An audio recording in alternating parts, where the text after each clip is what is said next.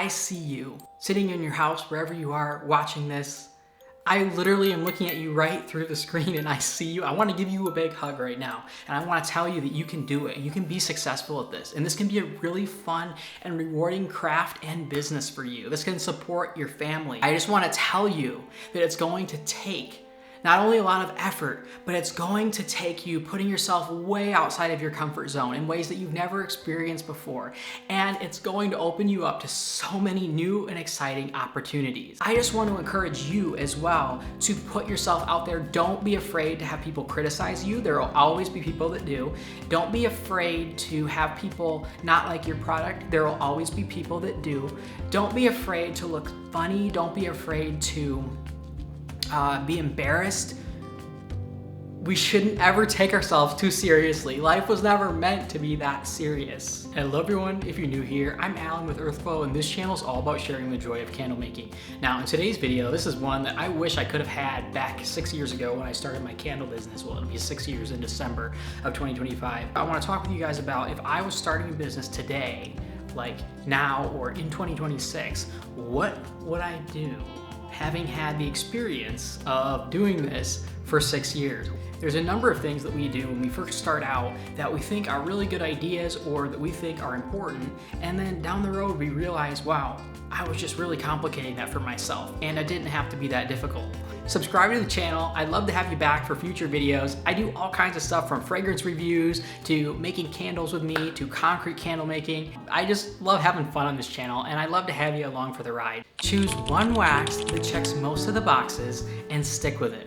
I personally really like CB2, also known as Cal Soy number 7 or Soy Bliss. I've got a whole video talking about why I really like that wax. Whatever your wax is, whatever you decide on, just stick with one wax primarily. Now, I do recommend having some familiarity with the second wax in the case of a supplier shortage, but in general, just being really familiar with one wax that you use. No custom wax blends, nothing like that. You want something that has lots of good reviews, lots of people talking about it, and lots of troubleshooting videos on that wax. If you start doing something custom right off the bat, it's going to make things exponentially more difficult. I would choose a few fragrances. By a few, I mean like 3 to 5. I would choose fragrances that have lots of good reviews, and ideally one from each scent category. So one fruity scent, one clean scent, one kind of more cologne or masculine scent, one kind of more bakery scent, gourmand scent, and then something kind of floral.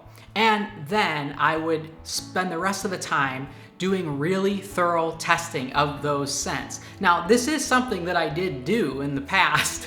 It's just that I had so many different scents and so many different waxes that I was playing around with and testing things with, which I don't regret on one hand because it helped me to learn a lot, but it also really slowed down the growth rate of my business because I was spending a lot of time trying out all these different things and it just wasn't necessary. So you're going to choose a few scents that have awesome hot throw based on the reviews of those fragrances before you even purchase that scent for your wax type. So say you decide to go with Soy 10 or with CB2 like I really like to use. So you're gonna specifically look for reviews that talk about the throw in a predominantly soy wax for those fragrances. Then you're going to do your testing. Do really, really thorough testing.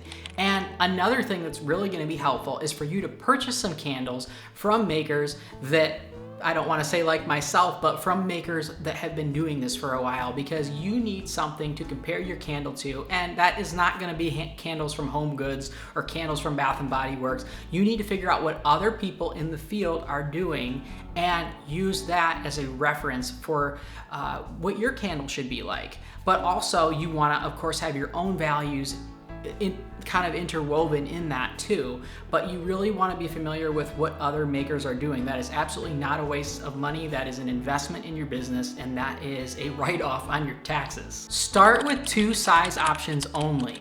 Something that is, I would say, between 2.7 and, well, even 2.6 and 2.8 inches, and then something that's a little bit above 3 inches, like ideally 3.2 or 3.3 to 3.5, 3.6-ish. I would not go right on that 3-inch diameter. Everybody likes to do it. I was just like that too when I first started. It was in the 8-ounce tins with the 3-inch diameter. Those are the most difficult to wick to this day.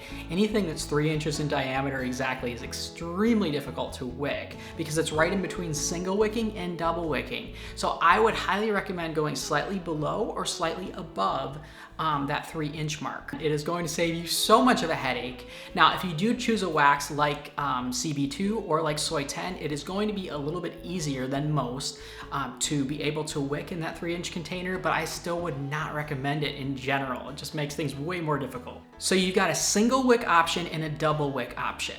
Then I recommend getting some wick centering tools from somewhere like Norton Candle Supply so that you save so much time when you're trying to actually center your wicks for your containers and that kind of stuff. I'll leave a link down below to them. They're my #1 favorite place to get wick centering and stabilization tools, and they can do any jar that you like.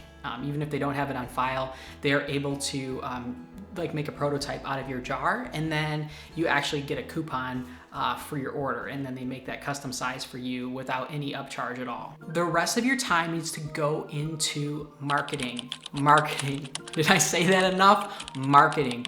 I'm talking email marketing. I'm talking farmers markets, local pop-up events, anywhere that you can get your business cards out and grow your email subscriber list, ideally to above 1,000 subscribers. That is going to substantially impact how your website does if you're starting out like on Shopify or Wix or like on your own platform, not like on Etsy.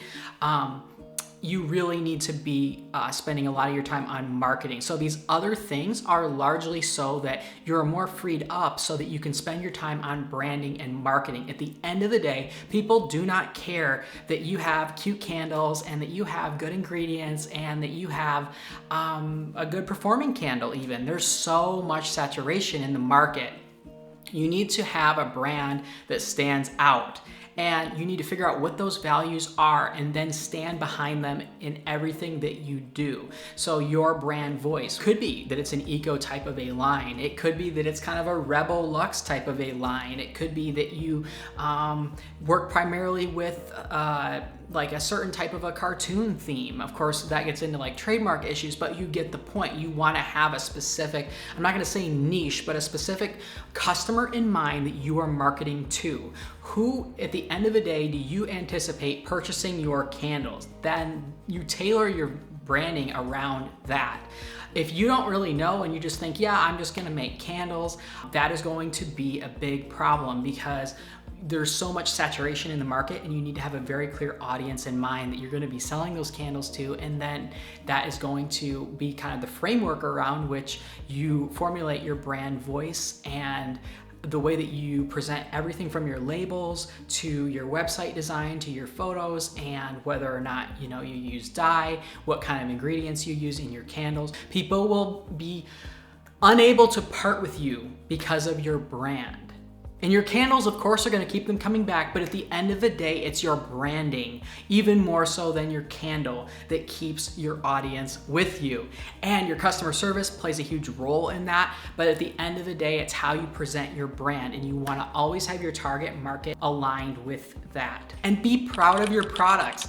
Also, there's no such thing as a perfect candle. I do strongly recommend testing thoroughly and testing exactly as you would sell your candles. So testing candles, don't bother with the wickless stuff, all the way from the top to the bottom, burning them, and that is going to give you the most realistic perspective on how your customer's experience will be with your candle. It is a little bit more cost up front, but I would highly recommend having your candles be high performing, because that is a huge return on investments for you as a business when your customers love what they get and they keep coming back because they're tied to your branding and also to the performance of your product. That said, there's no such thing as a perfect candle. So when you're 90% there, go ahead and launch your brand. You're never going to get to 100%. I've seen so many people now teaching candle making and having almost 500 patrons. I can't tell you how many people I've seen go in circles because they're so stuck on getting 100%. And I, even being a perfectionist myself, have encouraged them to launch their brand, and then they can tweak things along the way as they go. You're always gonna do that. You're never going to be at 100% with your candle. Get to that 90%, and then as you go, you'll get up to 95%, 98%, but I guarantee you, you're never going to get to 100%. It's just not possible. Every oil is created differently, every wax is different. Your candle is a unique science experiment. It's a unique system, and it has to be, candle making as a whole has to be treated that way.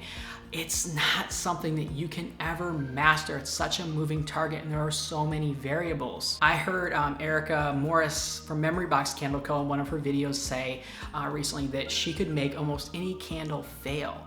And I actually do agree with that. Even if you make a high performing candle, the way that the candle is burned also has a huge impact on the product. So if your candle is performing really well for you, that doesn't guarantee that the way that someone else burns it, it performs really well for them. So of course you want to have a care card and instructions on how that they should be burning their candle and that kind of stuff. But at the end of the day, even if you get what you think is a perfect candle, then you're going to be really let down when customers complain that it's not perfect for them, which you're going to get some of that no matter what, because it depends on how that customer's burning the candle, how they perceive that fragrance, their whole environment that they're burning it in. I just want to say that I'm 100% here to back you and to cheer you on through my YouTube videos. You guys can always leave comments on the videos if you have any questions. I love responding to your comments. It's the very first thing I do when I wake up is check my comments.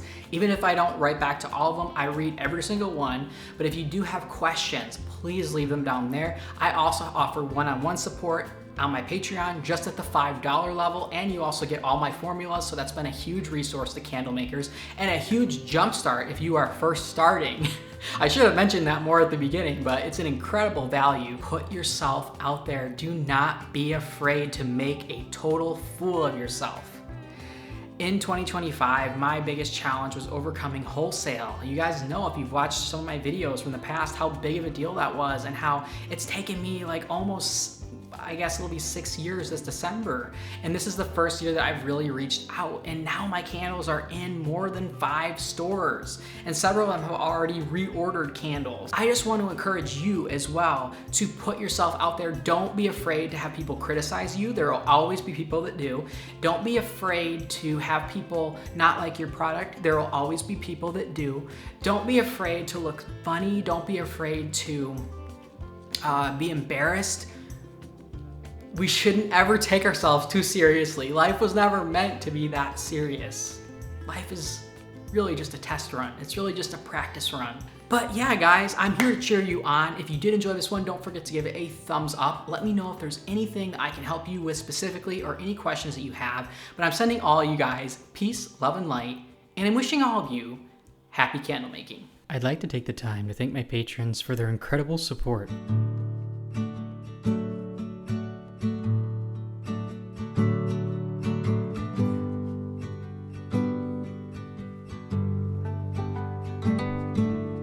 Trusting your instincts, realize that knowing looks different to each. When living authentic, do more exploring, deeper than knowing just what is essential for life that is thriving. Go deep, mute out the chatter, feel it, burn off the fire, let go until there's peace to your core. Live a life you adore.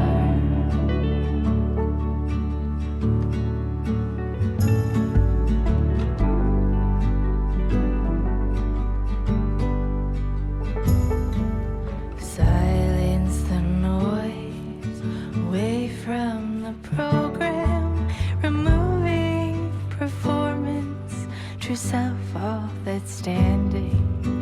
Live free from worry. Live by just being. Power in finding your wholeness in now. Go deep, mute out the chatter. Feel it, burn off the fire.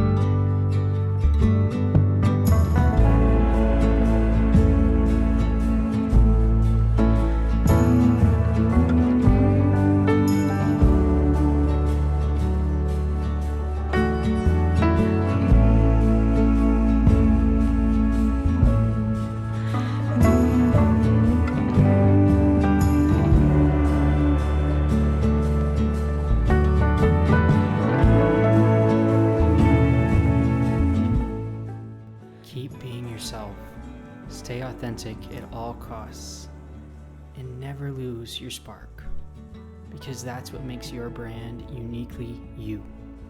I'm rooting for you, and I know you have what it takes to be successful and to have fun with this craft. Until next time, happy candle making.